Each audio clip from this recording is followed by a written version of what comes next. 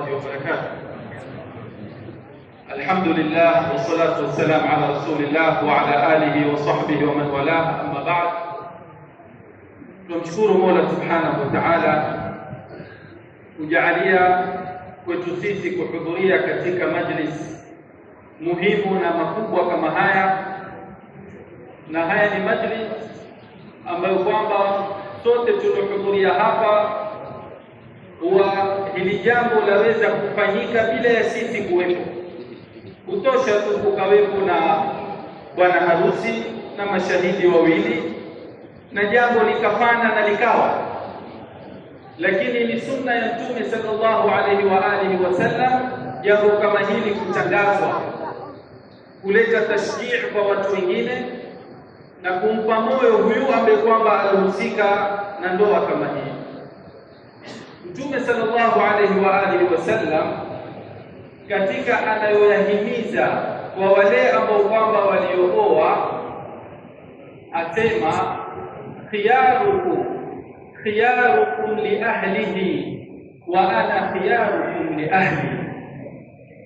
Hadithi sahihi, Mtume sallallahu alaihi wa alihi wasallam anatuambia mbora wenu ni yule ambaye kwamba ni mbora kwa familia yake, na mimi kama Muhammad pia na mimi ni bora kwa familia yangu, hasa kwa hawa vijana ambao kwamba hivi sasa wanaoa, ikiwemo pia mtoto wetu Marwan, ya kuwa suala la kuoa sio tu kwa kuwa wewe ni mume na yule ni mke, sio suala tu la kuwa mimi napeleka chakula nyumbani mke iwala, la kama vile watu wanapokuona nje katika marafiki na wengineo kuwa wewe ni mtu mzuri, basi na mke wako afaa kuona huo uzuri kushinda hao watu nje.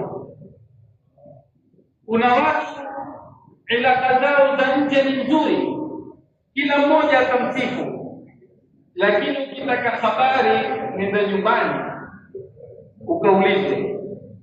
Ndio utaona Mtume sallallahu alaihi wa alihi wasallam alipoulizwa mke wake Sayyida Aisha radhiyallahu anha, vipi huyu Muhammad waishi naye vipi, akawaambia khuluquhul Qur'an. Huyu kila jambo unaloliona kwenye Qur'ani lipo kwake, twaliona ndani ya nyumba. Ndio Mtume sallallahu alaihi wa alihi wasallam alikikaa akimlisha Sayyidatina Aisha na Sayyidatina Aisha akimlisha Mtume. Bali katika mazuri yaliyopokelewa ya kuwa wakati mmoja ilikuwa Sayyidatina Aisha iwatafuna, basi Mtume sallallahu alaihi wa alihi wasallam akachukua akatafuna mahali alipotafuna Sayyidatina Aisha. Yani ukitaka kuzungumza romantic, ni Mtume sallallahu alaihi wa alihi wasallam yuko mbele kwa mke wake na watu wa nyumbani kwake. Kwa hiyo sisi katika hadithi kama hii, mafundisho makubwa ambayo kwamba tunayopokea ni kuwa tuwapatie wakati wake zetu. Isiwe wewe kazi yako imekubana mpaka huna tena wakati wa kukaa na mke wako. Unao wakati wa kukaa vikao mbele wakazi wafanya kazi wa safari ya hapa na pale, lakini huna wakati wa kukaa na mke wako kama vile unavyokaa na wale ambao kwamba wanakusaidia katika biashara yako. Mwanamke huzungumza sana, ni kweli mwanamke wanaposema yozungumza zaidi ya vilma 16,000 kwa siku moja. Sisi wanaume ni 8,000 mpaka 6,000. Sasa usiweke leo upiga naye story kisha kukawa kuna pending kesho zije kuwa 20 na wala hatujasema ya kwa ukae naye mpaka account uhakikishe 16 leo nimezimaliza, la, si haiko hapo. Lakini ya kuwa wewe wafaa ukae na mke wako mfurahishe kwa maneno. Wanawake wanafurahi na wanasikia kama vitamin ndani ya mwili wao kwa maneno kuliko kitu kingine chochote. Tofauti kabisa na watu wanapoona wanaona kuwa pesa ndio kila kitu. La, scientifically pesa sio jambo ambalo kwamba waweza ukampeleka nalo mwanamke. Mwanamke ataka maneno mazuri, mwanamke ataka kubembelezwa, mwanamke ataka kupendekezwa, mwanamke ataka mapambo. Ukienda naye kwa sura kama hiyo utashibisha ule mwili wake. Usipoyashibisha wewe, atatafuta mtu wa kukushibisha, na hapo ndio utafungua milango ya shari wewe mwenyewe kama mwanamke.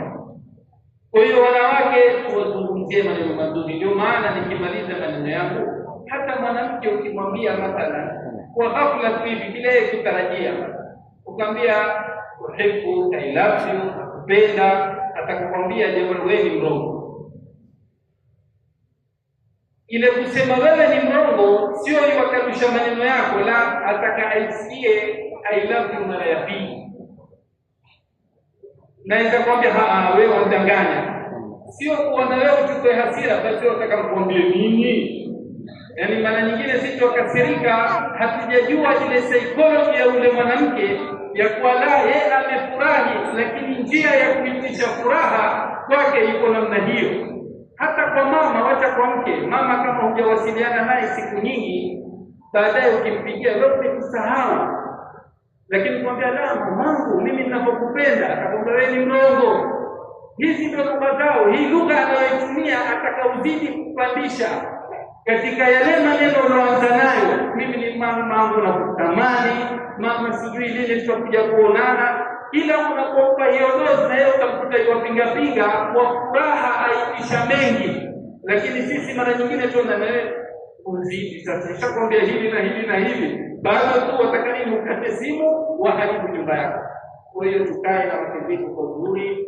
Marwan, karibu katika klabu yetu ya huku, na inshallah Mungu atajalia harusi ya khairi na baraka na furaha na dhurriya tayyiba inshallah taala, wal afwa minkum. Maandalizi yataendelea na